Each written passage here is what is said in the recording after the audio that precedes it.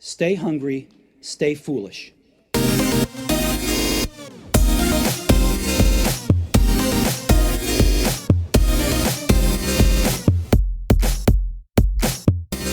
There are truths which are not for all men, nor for all times.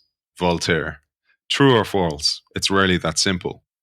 This show should equip you to spot and neutralize the misleading truths that are all around us, and to communicate more effectively with family, friends, and colleagues. There is more than one truth about many things. Eating meat is nutritious, but it's also damaging to the environment. The internet disseminates knowledge, but it also spreads hatred. When we communicate, we naturally select the truths that are most helpful to our agenda.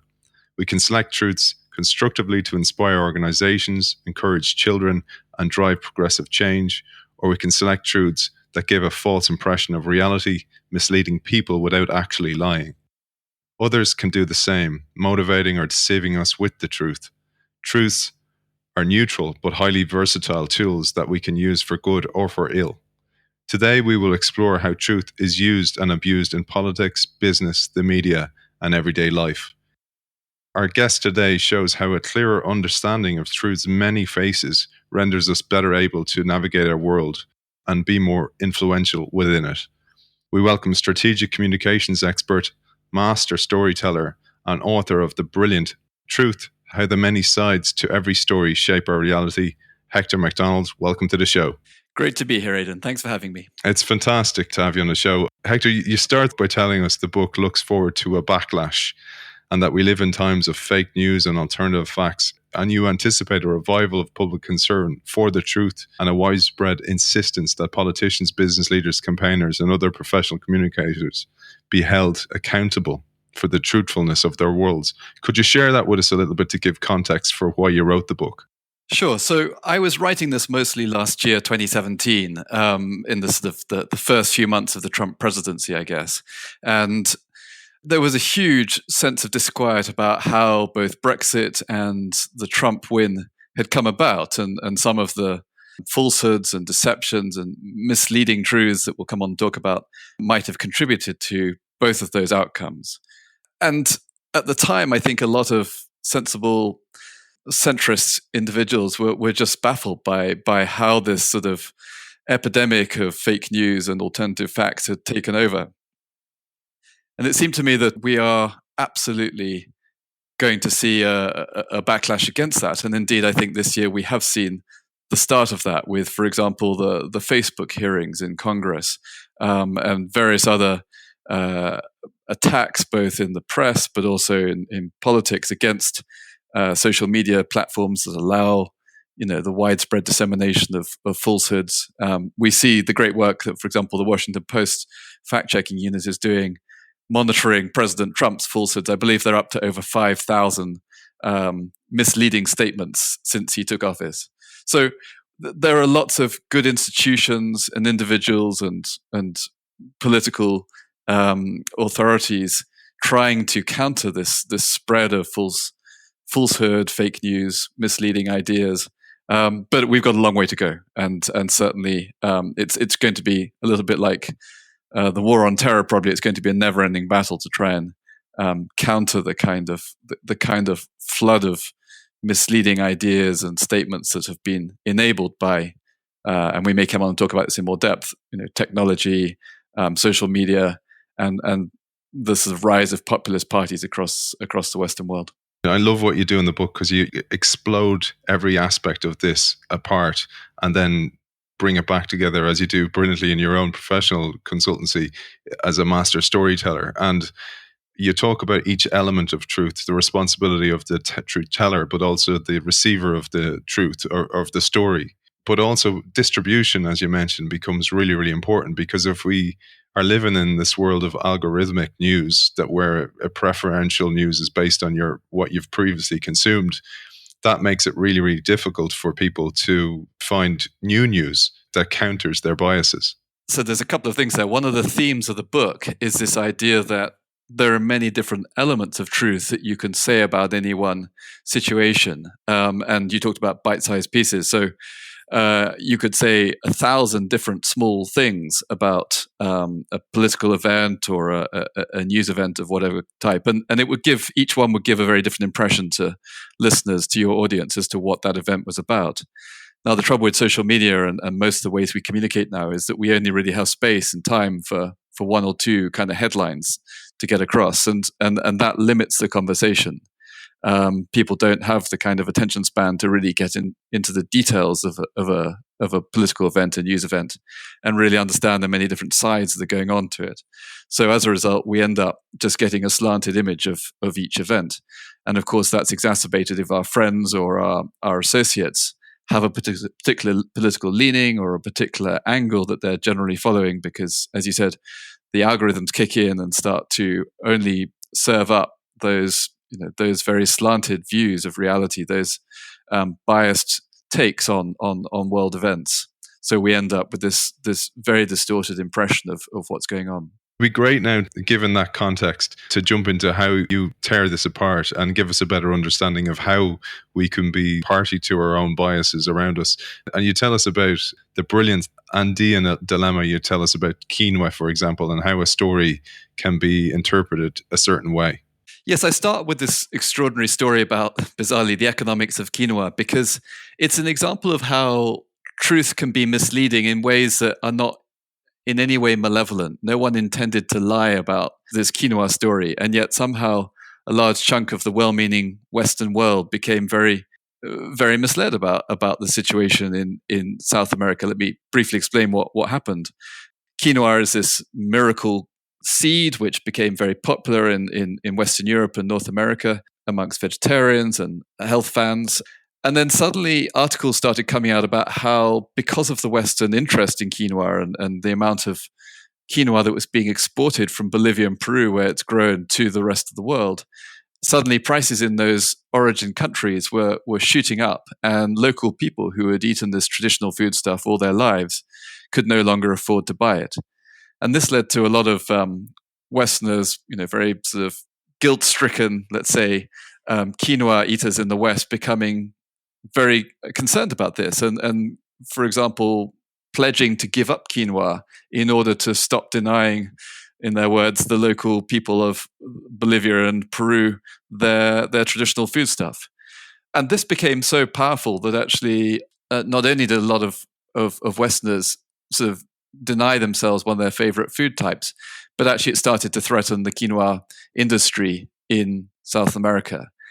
The economics of this are not at all clear, and what deeper research showed when a couple of economics researchers looked into it was that the price increases in quinoa had been going on in South America less time than the drop in consumption of quinoa in Peru and Bolivia. In other words, they weren't necessarily connected. People in Peru and Bolivia had started moving to eat things like pasta and chicken and things because that's what they preferred to eating a diet solely of quinoa. But the two things were linked in the public mind to the extent that the public reaction was actually quite deleterious to South Americans who had been enjoying a big influx of export dollars as a result of this industry. And that export industry was then threatened by this apparently well-meaning development in the West.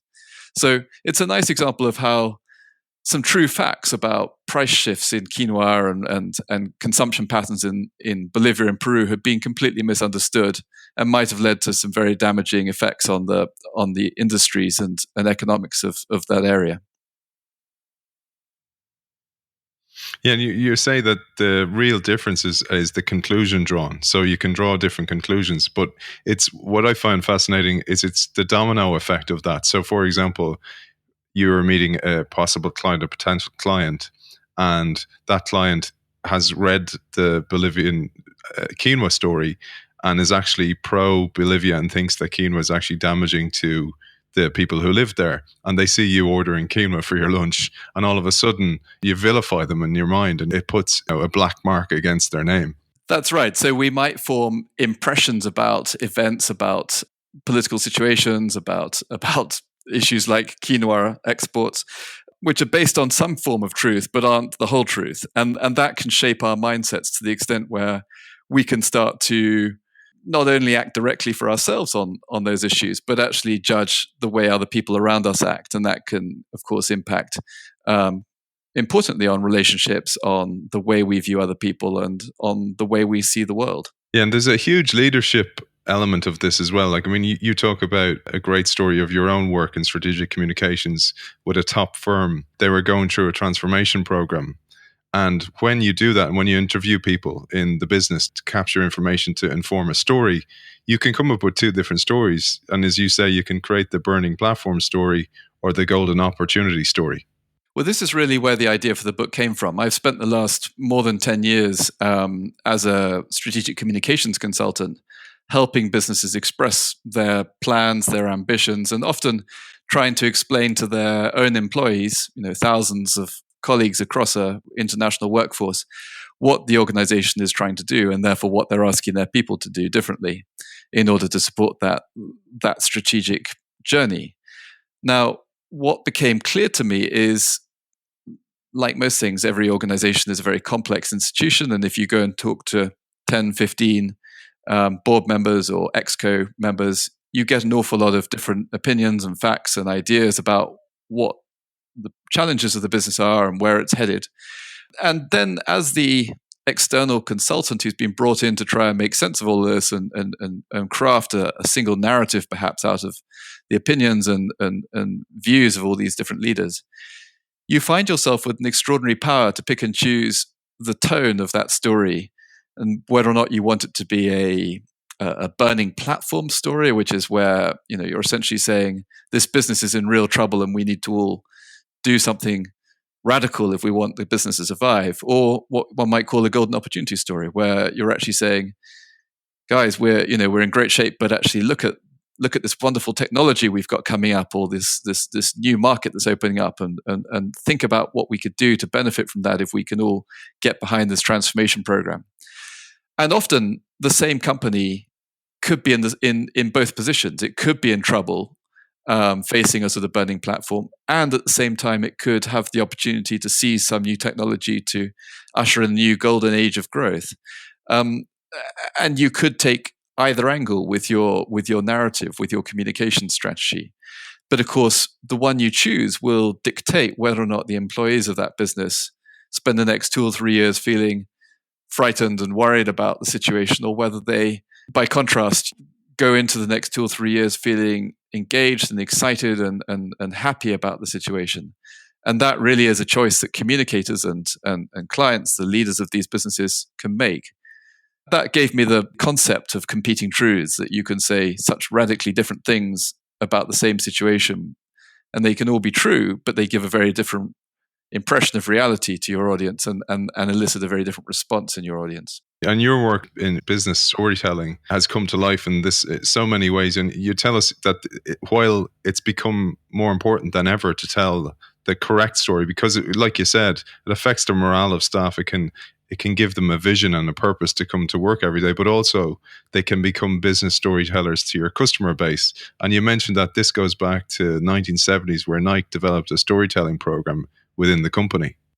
Yeah, Nike's got a wonderful storytelling culture. They even have specialist members of staff who I think they call Ekins, which is Nike backwards, which who have been trained to go around telling stories of Nike's heritage, of its background, of how it got going. So they take these people off to visit the kind of key sites in Oregon, I think it is, where the original training field was, where Philip Knight and his coach first trained together and started to plot the idea of this sports shoe company, and that's led to a wonderful culture of and of meaning and identity for everyone who works at Nike. And of course, it's extended to the customer base as well. You get people who are really fanatical about collecting and treasuring rare editions of Nike shoes and so on, and other clothing.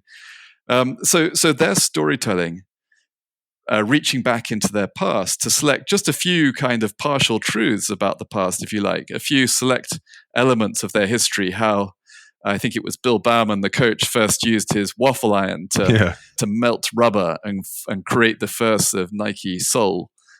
These little sort of anecdotes from their history are incredibly sort of empowering and engaging for both staff and customers. Now, what's interesting about this, and every other company that uses this kind of tactic, is of course you're looking at a very select range of historical truths here.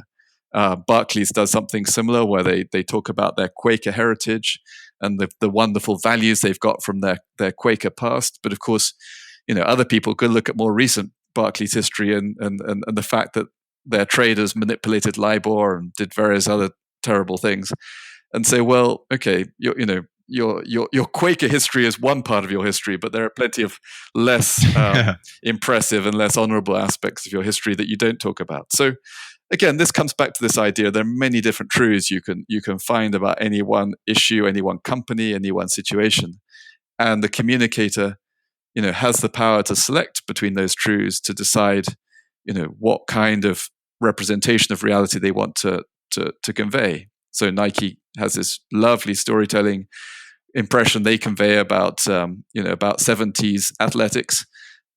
Barclays reaches back into whatever it was, the 1700s, 1800s, with their Quaker stories, but they avoid telling the less pleasant stories about maybe child labor in Indonesia if it's Nike, or the Barclays trading scandals of more recent years. Yeah, and you gave a brilliant example of this where I think it'd be great to share, which is the Coca-Cola history story. This is a brilliant one. Yes, Coca-Cola, and I'm not really criticizing them, but they have a very interesting relationship with their history as it regards Fanta, which is their second most important international brand. Fanta, they published a history recently of Coca-Cola, which first mentions Fanta in, I think it's 1955, when they talk about Fanta being introduced in Italy. But in fact, Fanta was invented in 1940, a fact they don't mention in their official history at all. And the reason I assume for that is because Fanta was invented in Nazi Germany. Now, I must quickly say, in case any Coca-Cola lawyers are listening, that Fanta was not invented by the Nazis. It was invented by the German branch of Coca-Cola after the wartime embargo prevented them from accessing, Coca-Cola's secret formula, its magic ingredients being sent over from America. So they had to make do, and it's a wonderful story, in fact, of innovation in difficult times. They found whatever was available. They found sort of apple peelings and whey and old bits and pieces of food waste, and threw them together and melted them down and turned them into this slightly sickly sweet syrupy drink, which they named Fanta after the German Fantasia, and in fact it became a huge hit. I think they were selling sort of 3 million bottles a year during those wartime years in Germany. But of course, Coca-Cola is very careful not to tell anyone about this origin story of Fanta, and it doesn't appear in their museum. It doesn't appear in their official history, for very good reason. They omit that because they don't want Coca-Cola to be associated with the Nazis. And this is, of course, and you talk heavily about politics as well, where many of us are manipulated either way. And you give that famous example of the King's Speech. It's really interesting that I loved the film, like many people did, and I was sort of aware anyway of this rallying cry that King George had made to Britain and the Empire at the outset of World War II. But what I hadn't realized until I went back and looked at it as an example of a good communication is that speech leaves out almost every detail of really what he's there to say. It doesn't mention German rearmament. It doesn't mention militarization of the Rhineland or the invasion of Czechoslovakia. It doesn't even mention the invasion of Poland, doesn't mention Hitler, doesn't even name Germany. So he leaves out almost every important fact. And yet, of course, no one would suggest that he's trying to mislead anyone with these omissions.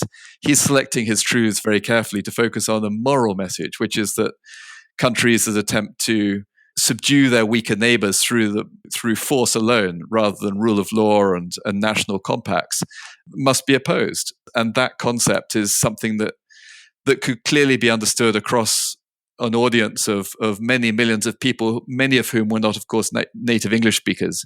If you think he was broadcasting to India and the other colonies at the time as well.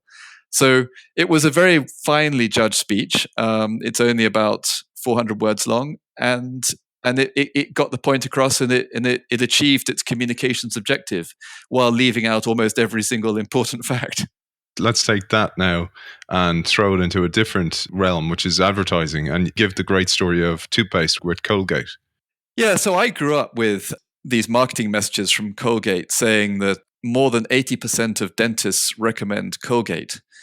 And like most people, I think the message I took from those advertisements, from that marketing campaign that ran for many, many years, was that more than 80% of dentists thought that Colgate was the best toothpaste. They recommended Colgate above all other brands. That was the message I took away from it.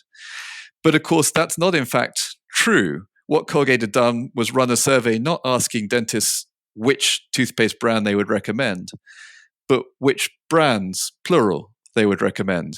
And that difference is absolutely critical because, of course, there aren't that many brands on sale. If you go into your local supermarket, you'll see Colgate and Crest and Sensodyne and one or two others, but it's a very limited palette. And of course, most dentists recommended all of those. They said, yeah, any of these would be fine for people to use. So it's not surprising that 8 out of 10 dentists recommended Colgate. Most of them recommended all the other brands as well. But the impression that advertising campaign gave, of course, was that dentists overwhelmingly preferred Colgate, which is not at all the case. And so the result of that was that even though the statement was technically true, in Britain, the Advertising Standards Authority recently banned that marketing message on the grounds that it was so misleading. You talk about this then, the ethical hierarchy of truth, and that it's a tool that can be used for good or for ill. And then you break it into 3 types of people that can use information. And it'd be great to share this: advocates, misinformers, and misleaders. Sure. So they're really more like 3 different roles that any of us can play at any one time. I'm not suggesting there are saintly people who walk around always communicating for good and others who are always being malevolent. What I was trying to show is that when you set out to communicate truthfully, you can do it with different agendas. So advocates is my term for people who will select their truths. They will, like George VI, they will choose the truths that they want to use to get the message across most effectively. But they're not trying to mislead anyone. They're trying to give an accurate representation of reality, even if they're not telling the whole truth in the process. At the other end of the spectrum, there are people like Colgate-Palmolive's marketers who are deliberately misleading us with the truth. They're picking their truths very carefully in order to give us a false impression of reality. And so they're very much the opposite of advocates. In the middle is another group of people, a little bit like the newspapers and bloggers who were so concerned about quinoa economics that we talked about earlier, who have just got the wrong end of the stick. Basically, they're concerned, they're trying to get a point across, but they've misunderstood the truths that they're communicating. Another example of that, which I found fascinating as a left-hander, was a series of articles by newspapers, including the New York Times, suggesting that left-handers die 9 years younger than right-handers do on average, which is, if you're a left-hander, a little bit alarming. Yeah. Now, that was based on a true statistical analysis done by some good, intelligent, scientific researchers in the US. But the statistics have been completely misinterpreted, both by the researchers and the newspapers. So it's a little complicated to go into here, and people should have a look in the book. It's in chapter 4, exactly why they've got the wrong end of the stick. But suffice to say, left-handers do not have a lower mortality or higher mortality rate, lower life expectation than right-handers do. But the statistics that have been used have been so badly misinterpreted that the New York Times and various other outlets felt that they were telling the truth when they stated in black and white that left-handers are going to die nearly a decade earlier than right-handers on average. So they were misinformers. They were the middle category, the people who are propagating a falsehood through the truth, but are not doing it deliberately or malevolently. They've just got the wrong end of the stick. That reminds me about your left-hand story, which is great in the book. You tell us there's 3 kinds of lies. Yes, so the idea of the 3 types of lies is not my idea. In fact, that's a quote I think that was popularized by Mark Twain. So he said there are lies, damn lies, and statistics.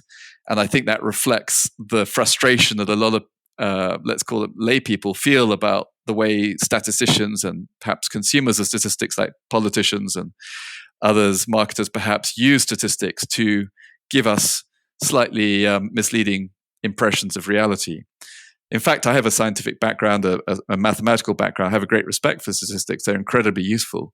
But it's certainly true that you're able to draw on different forms of statistics to paint different impressions. And in fact, one nice example of that is if you look at simply the different forms of average you can use to describe a situation. So the mean and the median are two different forms of the average, which give very different impressions of reality. But most people listening to politicians talking about this won't necessarily know the difference between the mean and the median.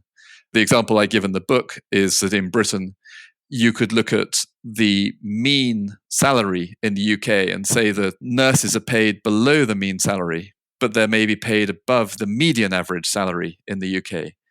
So most politicians would not say mean or median, they'd just say average. And politicians on one side of the political divide might say, well, nurses are paid below the average wage, whereas politicians on the other side of the divide would say they're paid above the average wage. And both would be technically correct. They're just talking about a different form of the average. But of course, most people listening would have no clue about that. So statistics can be used to mislead people in very clever ways. You gave a great kind of rundown of tactics that can be used under each of these headings. And I thought one of the interesting one was cherry picking statistics. And you used the case of Ireland and our exceptional, I'm doing air quotes here, our exceptional GDP distortion. Yeah, it's a rather sad story, that one, in that Ireland in, I think it was 2016, posted GDP growth well in excess of that of China and India and the other booming growth economies. It was double digits GDP growth when the rest of the EU was in low single digits. Now, how did Ireland achieve that? It was nothing to do with Irish domestic prosperity. It was simply a consequence of various international companies reallocating various assets around the world, particularly intellectual property assets like Apple's software, for example, to Ireland in order to benefit from its low corporate tax environment. And so, of course, when those assets, those intellectual property assets were re-domiciled in Ireland, the profits accruing to them started to be listed under Irish GDP rather than, say, American GDP or some other country. That didn't mean that Ireland was becoming any richer. It didn't mean that the average Irish worker was being paid more or that there were more jobs in Ireland. There might have been a small increase in taxable corporate revenues going to the Irish government. But on average, the vast majority of Irish people would not have benefited in any way from this apparently huge GDP growth. I focus on this a little bit in the book because GDP is our single most important number that we use in economics to determine, for example, things like whether a country is officially in recession, determines interest rates, it determines all kinds of important economic measures being taken by government. It determines things like the payment of pensions and unemployment benefits and so on. So GDP is incredibly important and has very significant impacts on our everyday lives. And yet it is flawed in so many important ways, as the Irish example demonstrates. It's a tactic we see all the time in politics, in particularly when people are trying to stay in office or get into office. And you talked to another great example, which was Trump's 94 million unemployed. Yeah, so Trump accurately, truthfully announced that there were 94 million unemployed people in the US. Now, this is an extraordinary number. I can't remember the exact population of the United States, but it must be around the 300 million mark. So 94 million is a vast number. Now, of course, what he was including in that was all the retired people and perhaps students and the like, people who would not traditionally be considered unemployed because they're either retired or they're doing something else. They're in education. So it's a very unuseful version of what it means to be unemployed. It's not helpful to talk about retirees when you're talking about unemployment. But in some sense, he was telling the truth. But the impression he was giving to his audience, absolutely deliberately, and therefore I would call him a misleader, was that these people were unemployed involuntarily and they were looking for work. when in fact, of course, the number that are actually out of work and looking for work is far, far, far lower than that. Yeah, it was a tenth of the size, of something like 7.4 million, I think, from the book. But that sounds about right. Yeah, so when you throw this then out into, let's go back to what we mentioned about social media and the bite-sized chunks. You give these great examples where you question us, the reader. Say, for example, I see a headline on Twitter saying, "We're hiring 1,000 new nurses." That seems quite big, but what does it mean in the bigger picture? That's right. So I'm just trying to show the importance of relative numbers in that section of the book. And so I was saying, if that announcement was made in Estonia, 1,000 new nurses in a small country like Estonia would have a huge impact. Whereas if that announcement was being made by the German government, well, frankly, it's neither here nor there. They have such a large nursing population that 1,000 new nurses is a very, very small incremental increase in the staffing numbers. So it's very important, if you're trying to get a sense of the relevance and significance of a number that a politician in particular throws out, to look at how it stands in relative to other numbers, to show how significant it really is. It's difficult. I mean, one of the things I was telling you off air, I strive to do and to achieve is to get as unbiased as I can a view. Never to be idealist about anything, to actually question my view, to share both sides of the story, essentially. And you do that really well in this book. But there's a case you give, which I'd love to share with our audience and ask them to kind of figure out this riddle, which is Simpson's paradox. Yeah, it's a really fun element of statistics, this, which is this idea that what happens at the group level in a population may be very different to what's happening at the subgroup level. So the riddle I use is, a man with longer than average hair walks into a bar, and the overall average hair length in the bar decreases. And how is that possible? And of course, the answer is that the man has longer than average hair for men, but men's hair on average is shorter than women's hair on average. And we're assuming that in this bar there are plenty of women. So although his hair is longer than average for men, it's actually perhaps below the average length of hair in the bar because that's been pushed up by all the women in the bar. So this is an example of Simpson's paradox. And I give in the book a real life example of how that applies in American wages. It's a little complicated to explain on air now, but it's a fascinating example of how, if you look at American wage growth at the total level, it seems to have behaved very differently than if you look at the wage growth of the difference of economic subgroups. And that's because the economic subgroups, things like, for example, high school dropout, college educated, master's educated, those groups have changed over time as well. So there are many more people with degrees in the US now than there were 30 years ago. So those people obviously are higher paid than the people who have been high school dropouts. So the fact that the number of people with degrees has gone up compared to high school dropouts, which has relatively gone down, means that wages have been pushed up overall, even though wage growth is negative in all of those groups individually. So on average, people with college degrees are earning less than they were 10 years earlier, but nevertheless, people overall are earning more because there are more people with college degrees. Yeah, don't get me started on that one, man. That's a whole different... It's a little bit confusing, and it may be easier to understand it if you read the book. But it's really good, really well described in the book. In general, I mean, it's a burgeoning crisis because of people expecting to get jobs where they can pay off their student loans, especially in the US. But we won't go there, man, for this show. But this is really related closely to context. And for example, even when I said, let's share the Simpsons paradox, many people would have thought of Homer Simpson, for example, given their context or exposure to Homer Simpson.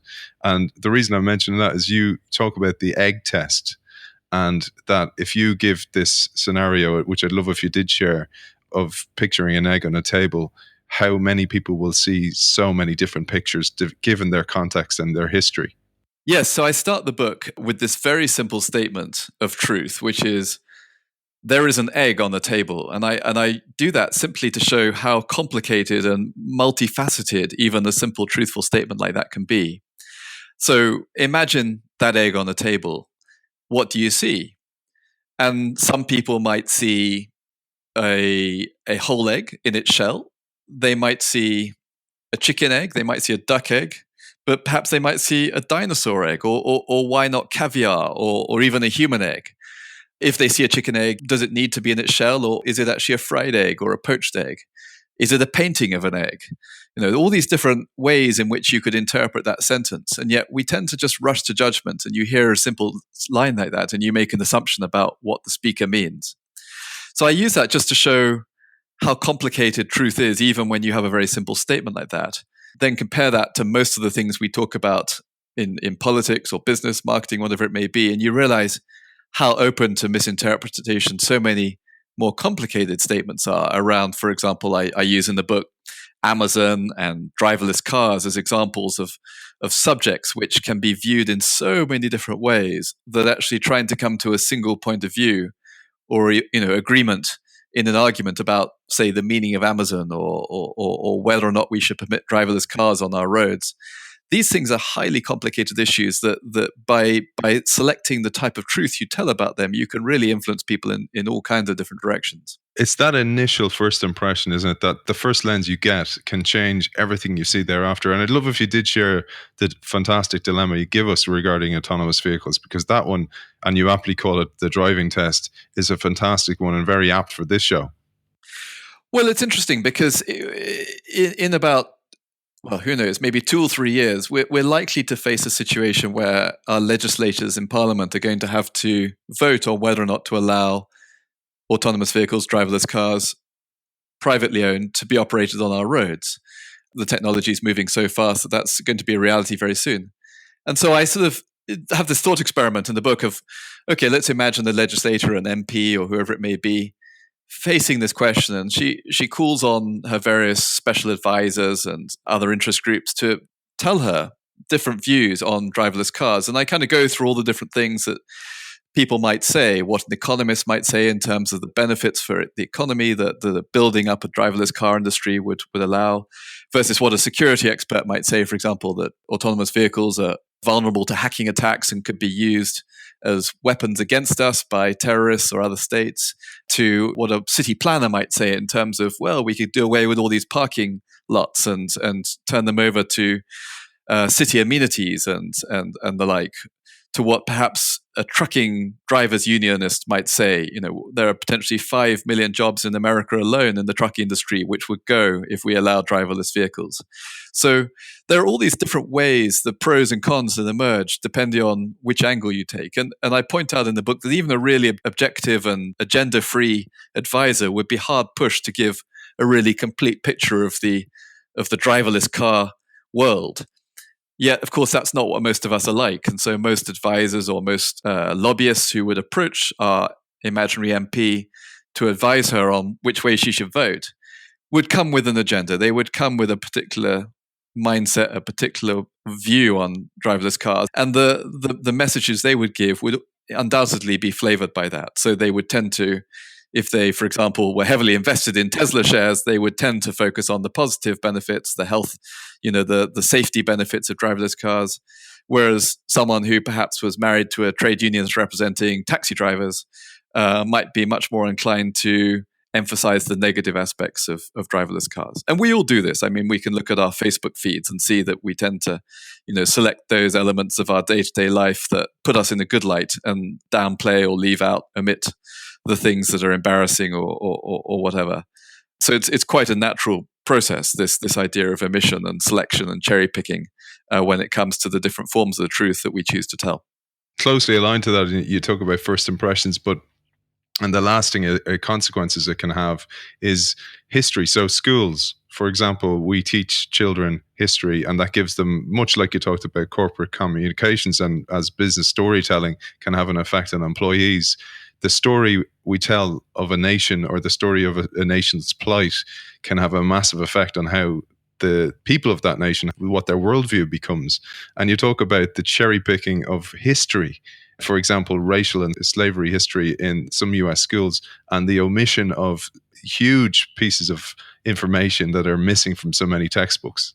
That's right. So this was particularly in Texas. There was a recent revision of the curriculum in Texas public schools, so that new history books being used in Texas schools by perhaps something like 5 million kids eventually, would omit any mention of, for example, the Ku Klux Klan or Jim Crow laws, which, if your listeners aren't aware, they are very influential and important segregation laws in the southern states that massively impacted the black population even after the end of slavery.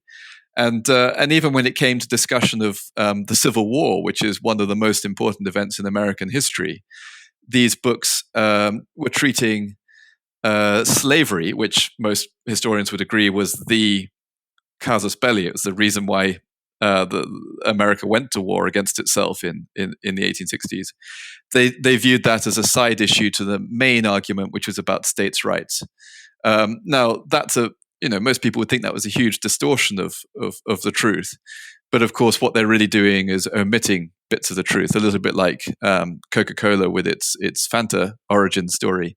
They're just leaving out the really embarrassing bits. And we see this happening in all kinds of history curricula around the world. The Israelis have done a similar thing when it comes to the Palestinian Nakba in 1948, when they essentially exiled a great chunk of the Palestinian population from Israel. That is something that's left out of the history books for their children.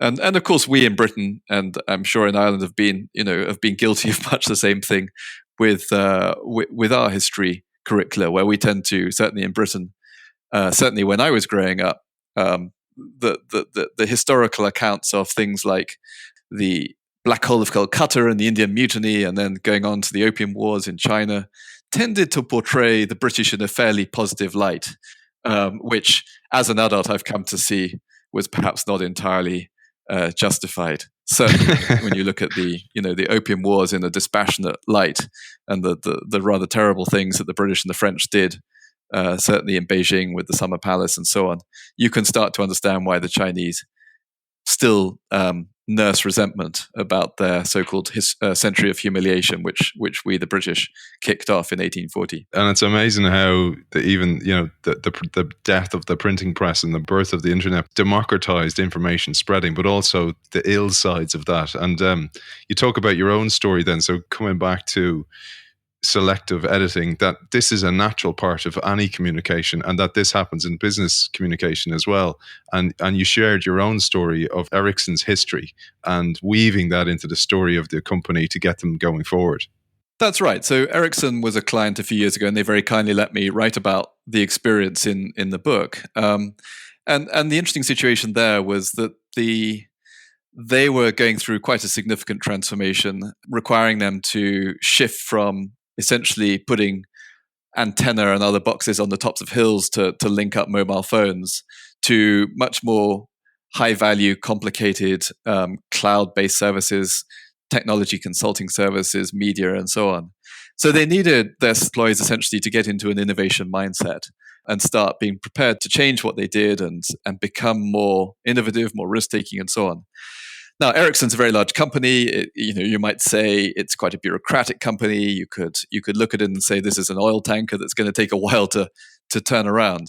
But we were able to reach into Ericsson's history and pull out some key elements of its past, which painted it very much as a technology pioneer. So we looked at, for example, the fact that they invented Bluetooth. They invented quite a few of the protocols for mobile phones like 3G, 4G, and so on. They were instrumental in inventing aspects, elements of the telephone back in the 19th century.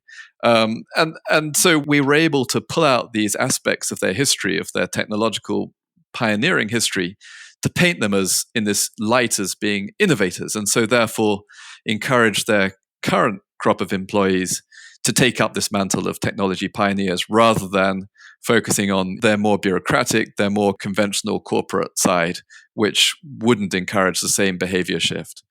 So that's an example of how we tried to use selective versions of the truth to be very constructive, to encourage people into positive behavior shifts that would be beneficial for both employees and the wider company and customers, of course. Everyone benefits. I would call that being an advocate. But it is a selective use of the truth, as is most corporate communication, indeed most political communication for that matter. The other one you share, which is actually selective use of the past with Kew Gardens, and you say here that your key impact on that project as a consultant was not having the narrative anchored in a sepia-tinted history.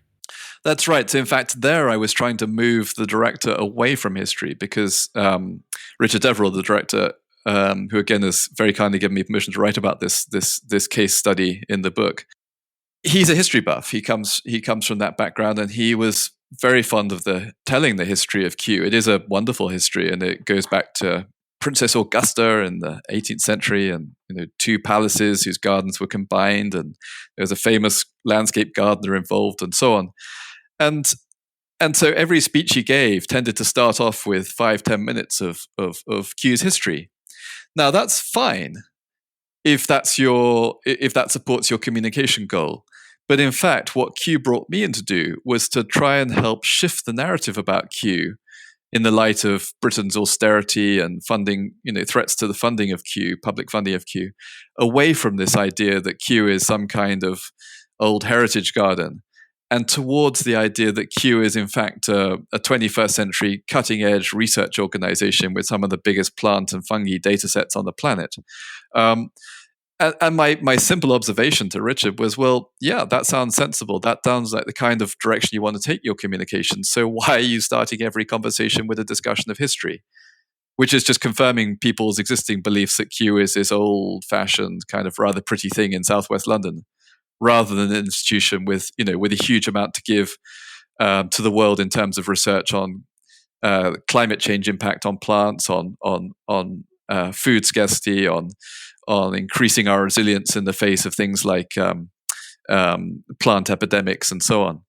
And so that was essentially what I did with the Kew narrative, was to move it away from history and start it in contemporary issues like climate change, like epidemics, pandemics, like food and energy security, and only then refer to Kew and everything it has to offer on that front. It's a really important one because we have a lot of CEOs and business leaders and consultants listen to this show, and I'm sure that one will be of massive interest because it also has a massive impact on your people. So I'm sure if you were to attach fMRI scanners to the people and show them thinking differently or starting to think differently about themselves, their self-talk changes because they start saying, I'm part of this cutting edge industry or this cutting edge company. And I'm sure their behaviors start to change. Well, indeed. And I just 2 days ago was giving a talk to a corporate event where the brief was essentially to show how different forms of the truth that we can tell ourselves can help us with our resilience. So this is a company that has a big, employee motivation and morale problem. And they were trying to find different ways to improve employee morale and build up resilience of employees. And one of the ways was to look at how we represent the worlds to ourselves. So just as I talked about there being many different versions of the truth that we can tell other people, there are also many different ways that we can represent the world to ourselves. And you can choose whether or not you want to, if you look at all the things you can say about today, for example, you can choose to focus on the sunny day, or you can choose to talk, think about the birds singing or the children playing in the street or whatever it may be, or you can choose to focus on the guy who just put a dent in the side of your car. And that's going to flavor the way you see the rest of the day. So there are many ways that you can use some of these same communications tricks to shape your own perception, your own mindset, and your own response to events. And this, of course, links back to ancient ideas that we associate with the Stoics and so on about you may not be able to change events in the world, but the one thing we all have control over is the way we respond to those events. And a large part of that is the way we choose to interpret events and the way we choose to shape our mindsets in response to those events. So we don't have to get cross and angry about the dent in the car. We can say, well, I'd rather focus on the bird song and the sunny day and be positive and happy and cheerful. Yeah, it's so important. I read this amazing study of, I don't know if you heard about this one, the Japanese scientist, I think it was Masaru Emoto. Have you heard this story where he spent 15 years researching the effects of human speech and thoughts and emotions towards physical matter? And he measured 10,000 samples of water and how it responded to words, music, and prayers and blessings. So he had kind of two groups of water. One where it was cursed and people said, I hate you, you're an idiot. And the other group of water was prayers were said for it, nice music was played to it. And what happened was, and this has been replicated in many, many different neutral studies across the world, the water that was spoken kindly to and prayed over crystallized, became ultra clear and beautifully formed crystals, while the other water that was cursed and told it was hated, the crystals formed ugly dark holes. If you take that story and then go, well, how we talk to ourselves becomes really, really important. And then go up a level again and go, how a company talks about itself becomes ultra important. It does. I mean, I've never heard that thing about the water crystals. I'm gonna take it. I think it's a very interesting metaphor. I'm gonna take the science with a grain of salt, but I think it's absolutely true when you're talking about people and companies. All of that is absolutely true, that we shape ourselves. I work a lot with corporate culture. I mean, I use storytelling and other forms of communications to try and shape and shift corporate culture, which is, as you probably know, one of the hardest things to do. Try and get people to become, more collaborative or more innovative or whatever it may be, is a really tricky thing. The Ericsson story is an example of that. But it is so important, and as everyone knows by now, the shape of a corporate culture will impact your financial performance, your customer satisfaction, your results in every possible way. So it couldn't be more important, but it's one of the hardest things to shift. There's very few levers that your average chief executive can pull in order to improve culture. But I do go into that in the book in some depth in the chapter on beliefs, which is the final chapter, because I think even though it's hard to say that a belief is true, for many of us, some of our most strongly held beliefs are quite clearly true to us, and they shape the way we behave. So our religious beliefs, our ideological beliefs, and our corporate beliefs. And I look in the book at how corporations try to shift beliefs and thereby change the culture of a business. And this goes back to, I'm sure you're familiar with the cultural iceberg metaphor. The behaviors that we're trying to shift in a company are usually just the tiny surface element of the iceberg, which is founded on a massive submerged set of beliefs and values, which is what you have to change if you want to change the behaviors. Yeah, and I actually realized that I'm guilty of a story tactic that you talk about in the book, where I'm positioning my water story. There he goes. He's guilty of. It's for good. Everyone's allowed their own beliefs, Aidan, after all. But it's a good way to finish, because I mean the difficulty is, and you were sharing with me with this, some people become disillusioned with this because it's like, well, how the heck do I get a neutral view?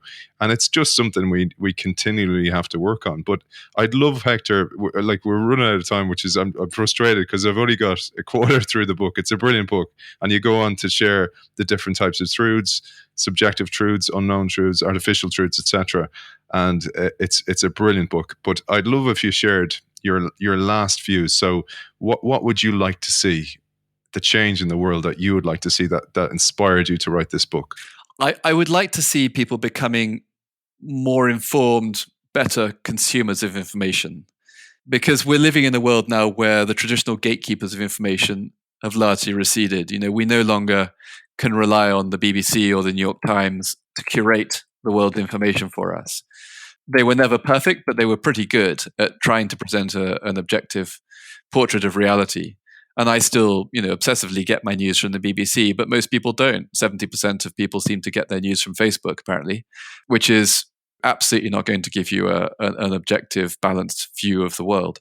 So what I'm hoping is that the book, Truth, will inspire people to, or at least will it educate people a little bit on the many different ways in which true statements can be misleading, can be confusing, can give you a false sense of reality, but also the constructive ways in which different forms of the truth can be used, as in the example of Kew Gardens or Ericsson, so that people just learn to be a little bit more sophisticated about the way they interpret new information that comes to them from perhaps slightly suspect sources. So that when Donald Trump says there are 94 million unemployed people, or that it's more dangerous in Chicago than Afghanistan, or many of the other extraordinary misleading statements that he's come out with in the last few years, we're a little bit more quick to see how he might be misleading us with the truth, even when he is using the truth.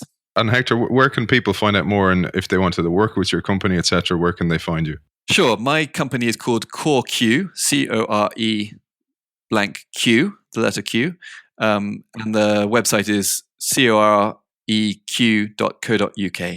or you can just search for hectormacdonald.com, which is my writing website, and we'll link to the work website as well. I have a Twitter and Facebook presence, but I'm not very good at social media. So it's usually best to just find me online and drop me an email. You don't trust it, man. I'm not great at these newfangled modern things, I'm afraid. As a professional communicator, I'm very bad at social media. I said to you off air before we started that us Irish don't do the THs very well. And when I saw the title of the book, I was like, damn it, truth. So it's been fascinating to talk to you. It's a brilliant book, highly recommend it. Strategic communications expert, master storyteller, and author of Truth: How the Many Sides to Every Story Shape Our Reality. Hector MacDonald, thank you for joining us. Thanks so much, Aidan. It's been a great pleasure.